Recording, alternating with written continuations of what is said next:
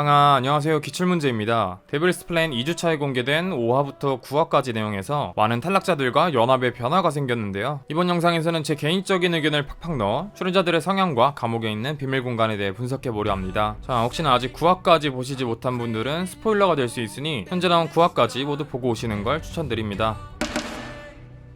2주차에 공개된 회차에서 제가 생각하는 가장 큰 대립점은 궤도와 하석진의 이념의 차이라고 생각하는데요.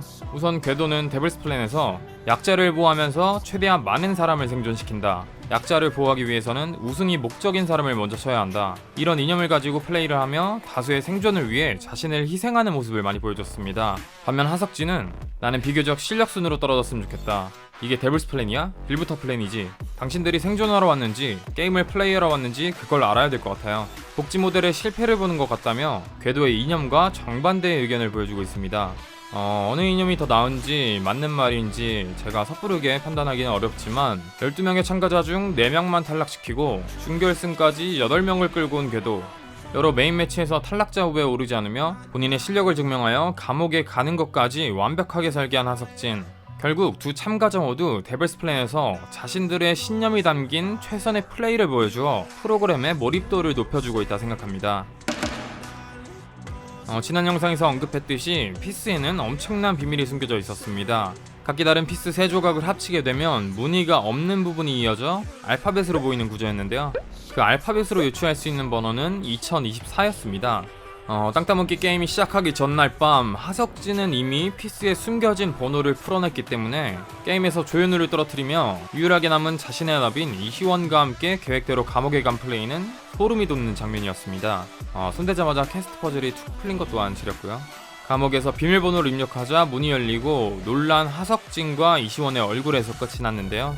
어떠한 물건이나 새로운 장소가 있을 거라 지난번 영상에서 예측했었는데 제가 또 나름 정종현 PD님이 만든 대탈출이나 여고 출입한 세트를 많이 가본 입장으로서 금고한 깊이나 천장에 전등이 달려있는 걸 보니 안에 새로운 공간이 있는 건 확실한 것 같고, 금고를 열고 베네핏으로 얻을 가능성이 있는 것들은 첫 번째 추가 피스 몇 개, 두 번째 상대 피스 강탈권, 세 번째 탈락자들이 반납한 피스, 네 번째 결승전 혹은 다음 메인 매치 룰북, 그리고 살짝 김새긴 하지만 따뜻한 한 끼 식사 뭐 이런 것들을 생각해 볼 수 있는데요. 2주차 공개되기 전까지 생각을 많이 해봤는데 적어도 3개 이상의 피스를 가지고 있어야 힌트를 맞춰서 비밀번호를 풀 수 있다는 점, 감옥에 오기 위해서는 메인 매치에서 피스가 가장 적어야 한다는 점, 어딘가로 가는 통로가 보이고 준결승에서는 감옥에 가지 않는다는 점, 뭐 이런 여러가지 생각들을 조합해보니 PA게임2의 유령 카지노가 약간 생각났는데요.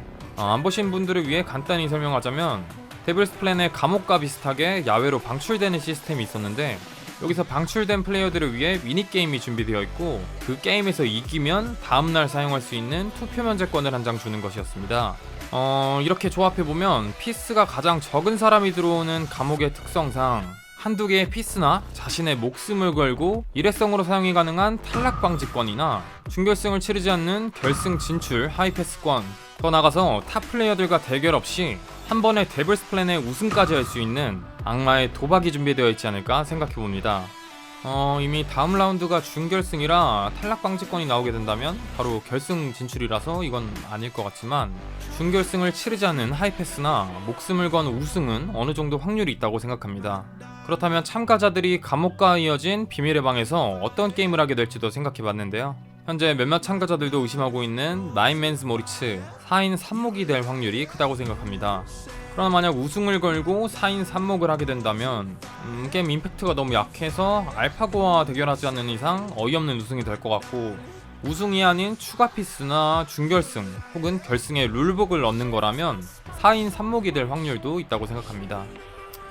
그리고 피스와 금고 힌트 관련해서 참가자들에게 아쉬운 점도 있었는데요.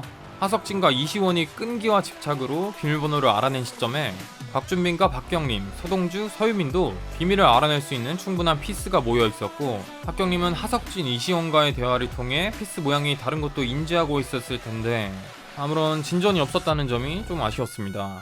특히 곽준빈은 감옥에 금고가 있다는 것도 알고 있었고 평소에 피스에 집착하는 모습도 많이 보여줬는데 어째서 더 꼼꼼하게 확인하지 않았는지 개인적으로 아쉬울 따름입니다.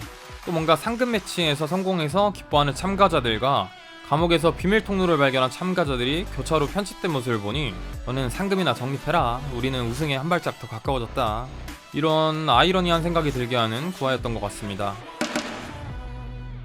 구화가 아직 공개된 현재 아직도 1대1 데스매치 관련해 많은 의견이 나오고 있는데요. 저도 1대1 데스매치가 있었다면 김동재나 기요미 더 독한 플레이를 하여 데스매치에서 살아나와 다른 게임에서 활약하는 모습을 조금 더 볼 수 있지 않았을까 하는 점은 아쉽게 생각하지만, 데스매치 대신 등장한 상금 매치가 있어서 색다른 희열을 느꼈는데요.